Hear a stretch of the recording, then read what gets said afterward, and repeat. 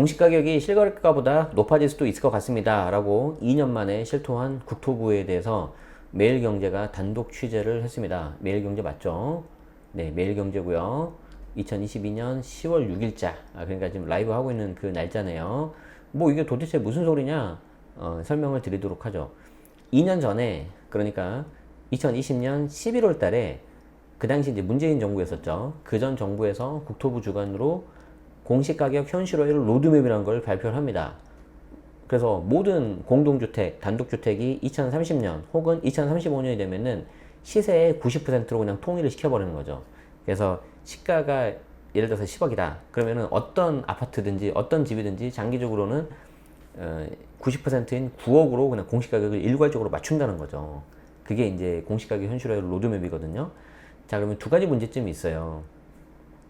예를 들어서 보통 공시가격은 그 비율 자체가 시세 대비 70%에서 왔다 갔다 하기 때문에 우리 집이 그냥 집값이 똑같이 그냥 쭉 간다고 하더라도 결국에는 90% 맞춰야 되기 때문에 무조건 공시가격이 올라가 버려요. 그런데 공시가격이 무조건 올라가 버리면은 이와 연계된 여러 가지 그 요소들이 있는데 한 60 몇 개라고 해요. 대표적인 게 재산세하고 종합부동산세죠. 건보료도 있고 그런 것들이 그냥 무조건 올라가 버리는 거죠. 집값이 안 올라도. 두 번째, 내가 10억으로 이렇게 딱 했는데 공시가격은 1년에 한 번 발표하거든요. 9억으로 세팅이 딱 됐어요. 근데 집값이 지금처럼 막 갑자기 급매도 나오고 하락기가 왔어요. 그래서 뭐 예를 들어서 8억에 찍혔다.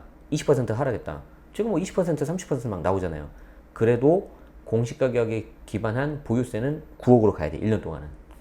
그래서 그런 문제가 있을 것 같아서 당시에 이렇게 올려도 되는 거냐? 라고 이제 국토부에 물어봤더니 그럴 가능성은 거의 없다. 매우 낮다. 정확하게는 매우 낮다라고 했지만 2년이 지난 지금 높아질 수도 있겠다라고 이제 토로한 거죠. 마치 뭐랑 좀 비슷하죠? 우리 그 파월 아저씨가 뭐라 그랬어요?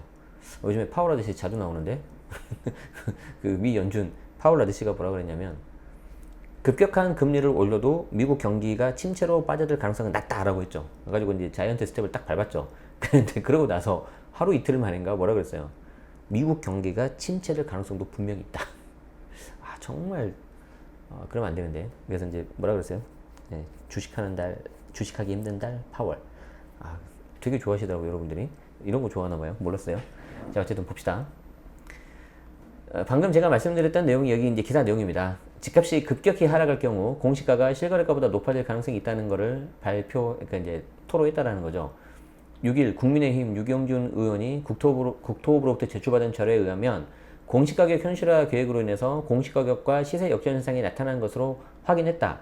국토부가 제출한 자료에 따르면 서울, 강북, 도봉, 대구, 수성, 달서, 세종, 수원, 영통구 등에서 재산세 납부 시점인 22년 7월 부동산 시세가 1년 전 시세 대비 10% 이상 하락을 했고 만약에 이게 공시가격 현실화율이 90%까지 오르게 되면 공시가격이 시세를 초과할 가능성이 있다는 거다. 그리고 이제 그에 대한 내용을 제가 좀 전에 말씀드립니다. 2020년까지 공동주택, 즉 아파트는 2030년까지 90%로 맞추고 그 외에 단독주택 같은 경우에는 35년까지 그 내용이에요. 그리고 특히 서울 아파트 같은 경우에 시세 15억 이상 고가주택 같은 경우에는 무려 25년, 그러니까 3년 후까지 90%를 맞추려고 했던 게 정부의 목표치죠.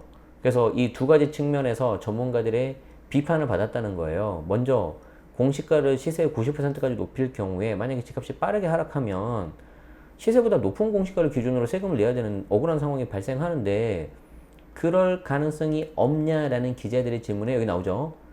목표 현실화를 90%로 설정한 만큼 극단적 오류가 발생하지 않는 한 시세 초과 가능성이 매우 낮다. 매우 낮다. 매우 낮다. 그런데 이제 지금 결국에는 완전히 넘어가 버렸죠. 자 그러면 우리가 2년 전 일인데 사실 이틀 전에 우리 일도 잘 기억 못 하잖아요. 2달 전 일도 잘 기억 못 하고 이틀 전에 점심 뭐 먹었는지 기억하시는 분. 그래서 말로만 이렇게 하면 안 되고 우리가 이제 증거를 한번 보자는 거죠. 증거를 한번 보자. 저는 주요 정책들이 나오면 여기다가 다 이렇게 해놓고 있거든요. 이게 이제 2020년 하반기에 나왔으니까 10월 달에 보도자료가 나왔고 11월 3일 날 공시가격 현실화 그리고 재산세 부담 낮추는 거 나왔어요. 여기 이제 그 보도 자료가 있고 참고 자료가 있고 세부 자료가 있는데 세부 자료가 이제 여러분들이 이제 보시는 그걸 거예요. 세부 자료가 요게 이제 부동산 공시가격 현실화 계획 이거 이제 로드맵이거든요. 2020년 11월 3일 국토교통부 여기 나와 있죠. 그래서 뭐 다 보실 필요는 없고요. 자주 보는 표가 있을 거예요. 특히 재수강생분들은 요거 바로 요거죠. 공동주택 가격 구간별 현실화율 예상 추이를 딱 봤더니 공동주택이라는 게 대표적인 게 아파트지 않습니까? 그래서 2030년이 되면 무조건 90% 시세를 맞추겠다는 원대한 꿈을 갖고 있었던 거죠. 그리고 더 놀라운 건 뭐냐면 고가 주택일수록 그걸 더 빨리 해서 2025년까지 90%로 맞춘다는 건데 이것도 좀 생각해 볼 일이에요. 왜 고가 주택을 먼저 해야 되는지 그 이유가 뭐냐는 거죠. 이런 것들 좀 여러분들이 좀 이렇게 한 번쯤 더 생각해 보시면 보고 이제 바라보면은 재밌는 것들이 많이 있습니다. 어쨌든 뭐 먼저 이제 시범 케이스로 잡겠다는 건가요? 어쨌든 뭐 그래서 이제 15억 이상 고가 주택을 먼저 이렇게 잡고 나머지 9억 미만이라고 해서 뭐 팔짱 끼고 있으면 안 된다는 거죠. 2030년 되면은 이렇게 맞춰버리니까. 그런데 기사에 나온 그 답변은 어디 있는 거냐? 여러분들이 그 세부 자료만 보시는데 여기 보면 참고 자료라고도 있어요. 이것도 보셔야 돼. 이것도 같이 보통 나와요. 그래서 이제 참고 자료라고 해가지고 주요 이제 질의응답 이런 게 있거든요. 이런 게 오히려 훨씬 더 돈 되는 정보가 많아요. 그래서 주요 질의응답 여기 보면 현실화율 목표를 90%로 설정한 이유, 공시 가격이 시세를 초과할 가능성이 있는지 여기 나오죠. 한번 볼까요? 막 기대되지 않아요? 현실화율 목표를 시세 90%로 설정한 이유는 뭐냐?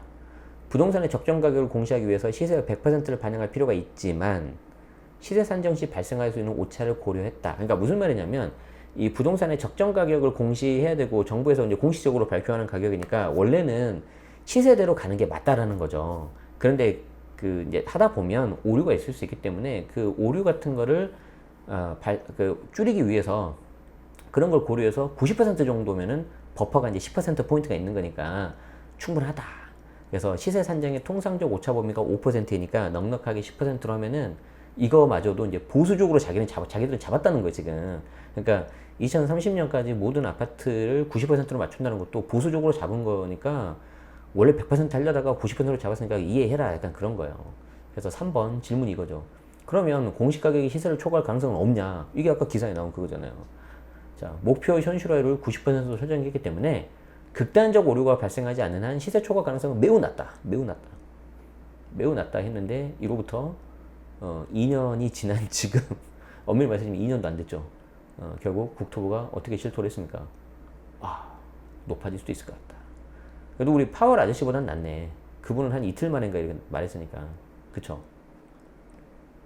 그래서 여기 그때도 제가 아마 분명히 이거 자료 가지고 설명 드렸을 거예요. 그래서 막 여기 보면은 21년도부터 대량 가격 산정 모형을 활용한 검증으로 인적 오류 최소화, 감정평가사, 감정원관, 교차 검증 및 외부 전문가를 활용한 심사 등 운영 계획. 뭔가 되게 막 어렵게 쓰여 있죠. 그러니까 뭐 뭔지 모르겠는데 우리는 이렇게 열심히 하고요.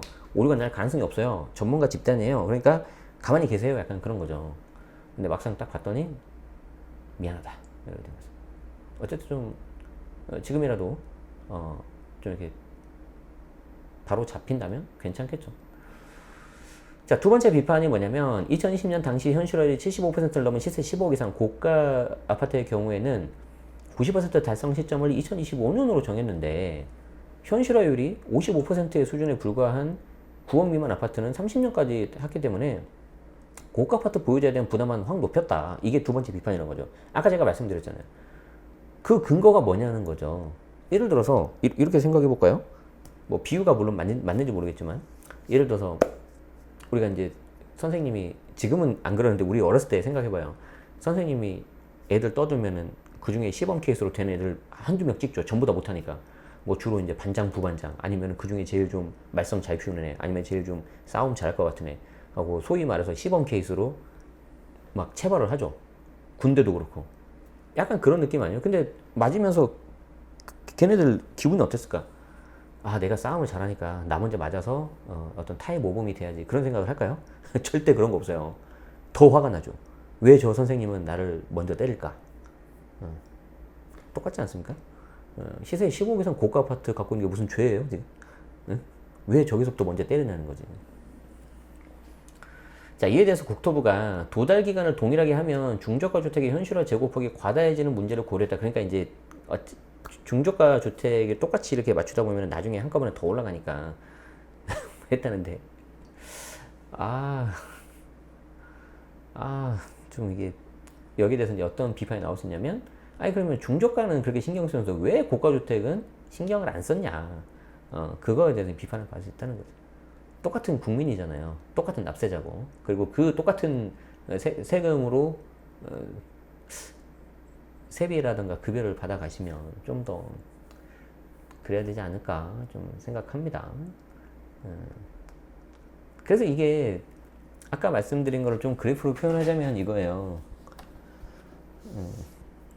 예를 들어서 이게 시세 15억인데 향후 구체적으로는 이게 이제 90%로 가야 되니까 13.5까지 이제 가야 되는 거죠. 목표치가. 공시 가격이. 근데 지금 공시 가격을 보니까 저 밑에 있다는 거죠. 그래서 요렇게 가야 되는 거죠. 이렇게 해서 이제 90%를 이제 맞춰야 되는 거죠. 그러면은 지금 집값이 계속해서 시세 15억을 유지한다 하더라도 결국에는 이게 올라갈 수밖에 없거든요. 그래서 일반적인 집값은 이렇게 올라가는 거고 그 고가 주택 같은 경우에는 뭐 어떤 경우는 막 이렇게 올라가야 되고요. 내가 그림을 잘 그리고 있나 모르겠다. 뭐 이렇게 가야 되고요. 이렇게 돼야 되는 거죠. 그러니까 그 증가 폭이 계속해서 다르다는 거죠. 이런 식으로 계속 다르다는 거죠. 이게 미분 아닌가? 모르겠다. 어쨌든 그래서 집값이 그대로라 하더라도 공시가격은 계속해서 올라갈 수밖에 없다. 공시가격이 올라가면 여러분들 아시는 것처럼 재산세와 종부세 과표는 커져서 당연히 그에 대한 보유세는 올라갈 수밖에 없었다는 거죠. 자, 그래서 이렇게 갈 뻔하다가 이제 그 국토부 수장이 바뀌고 이게 바뀌면서 이제 부동산 정책이 대대적으로 바뀌는 거죠. 그래서 올해 11월 달, 그러니까 다음 달입니다. 22년 11월 달에 국토부에서 다시 공시가격 현실화 로드맵을 다시 내요. 다시. 그래서 제 개인적인 생각으로는 그동안에 뭐 어쨌든 뭘 또 바꿔야 되니까 뭔가 좀 그 정당성이 있어야 되잖아요. 네, 그걸 하기 위해서 지금 이렇게 좀 이런 것들이 나오고 있는 것도 아닌가라는 생각도 솔직히 듭니다.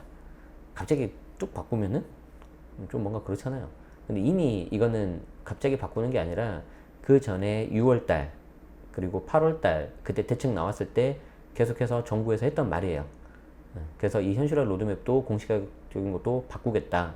그래서 90% 자체를 낮추든지 아니면 90% 목표치를 그대로 가져간다면 지금 도달 기간이 너무 빨랐잖아요. 그래서 그걸 좀 늦추든지 둘 중에 하나 방향으로 갈 것 같습니다. 어떻게 나오는지는 다음 달에 보도록 하죠.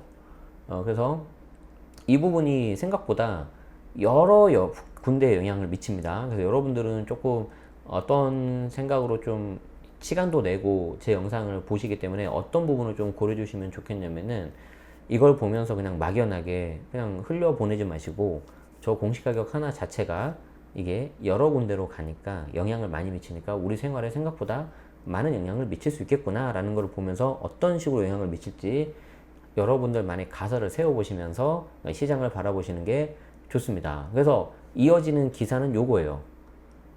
종부세가 늘어나면 월세도 어느 정도 오른다. 그래서 여기 앞에는 뭐가 있냐면 공시가격 상승으로 인한 그래서 이거는 제가 잠깐 끊고 두 번째에서 말씀드리도록 하겠습니다. 계속해서 새로운 소식 받고 싶으신 분들은 알림 설정 하시면 구독하시고 알림 설정 하시면 쉽게 받아보실 수가 있고 도움되셨다면 좋아요 구독 부탁드리겠습니다. 네, 우리 라이브 들으신 분들은 잠깐 기다리시면 계속해서 보겠습니다. 네, 시청해주셔서 고맙습니다.